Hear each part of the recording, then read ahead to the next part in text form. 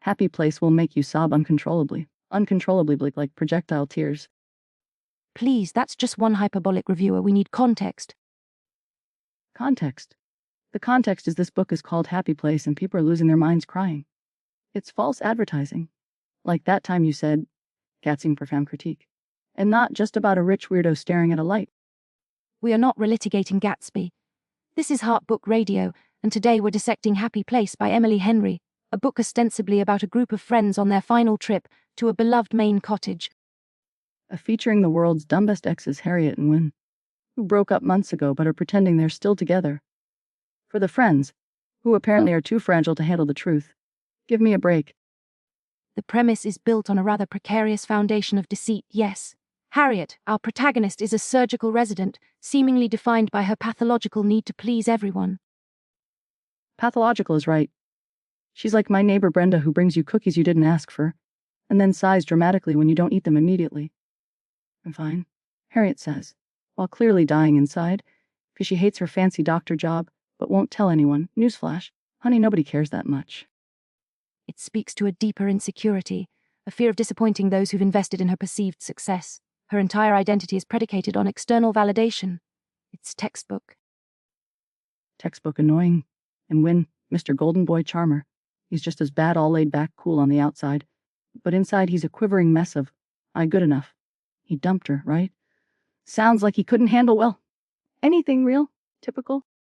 The narrative implies his reasons are more complex, tied to grief and self-doubt, but his emotional avoidance is certainly a catalyst for the central conflict. He embodies a certain archetype of guys who peak in college and spend the rest of their lives trying to recapture the glory days. And the friends, Sabrina, Parth, Cleo, someone called them cartoonish and annoying, and honestly, based on how oblivious they are to the Mount Everest of tension between Harriet and Wyn. I buy it. They're probably too busy coordinating matching vacation outfits. The found family dynamic is presented as idyllic, yet it's clearly fracturing under the weight of unspoken truths and diverging adult lives. It raises questions about the sustainability of such intense, perhaps performative, closeness. Performative, exactly. Like pretending you like your partner's terrible cooking. Anyway, the real dirt. Why'd they really break up?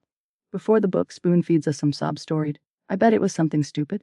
Like he leaves the toilet seat up, or she breathes too loud. I suspect it involves the fundamental disconnect between Harriet's people-pleasing and Wyn's insecurities.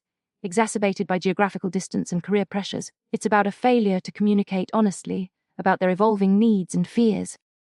Failure to communicate? That's not a plot. That's just Tuesday for most couples. Is this book actually good, or just experts at making you want to scream? People are either calling it boring AF, or saying it consumed every fiber of their being. Which is it? The dichotomy in reader response is fascinating. It suggests the themes of miscommunication and repressed desires resonate deeply with some, while others find the execution, particularly the reliance on the past-present structure and the central conceit, infuriatingly contrived. Contrived? It's insane. They're in their late 20s, not hormonal teenagers. Just talk to each other. And the ending, don't get me started on the ending. She quits a prestigious surgical residency to make pottery. Are you kidding me? How does she pay for artisanal clay and avocado toast now, huh? Did Wyn suddenly invent something huge? It's a symbolic choice, rejecting external expectations, the high-achieving career for personal fulfillment and authentic self-expression, though the economic practicalities are, admittedly, glossed over. Glossed over? They're ignored. Like the calories in movie popcorn, we got a fake email here. Dear Heart Book, Radio. I read Happy Place based on the title and end up crying into my kale salad at work. My boss thinks I'm unstable. Should I send Emily Henry my therapy bill? Signed, Emotionally Wrecked in Wisconsin.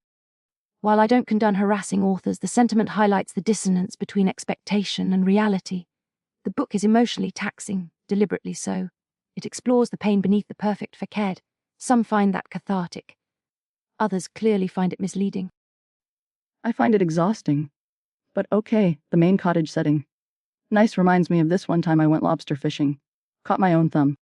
Focus. The setting serves as a crucible, forcing proximity and dredging up memories. It represents a shared past they're desperately trying to cling to, even as it slips away. Fine. So, final verdict, is this a happy place or a hellscape?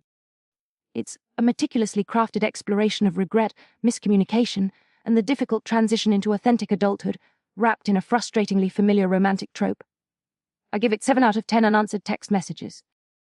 Nah, it's emotional torture disguised as a beach read. It's like thinking you're getting ice cream, and it's actually frozen yogurt. The betrayal.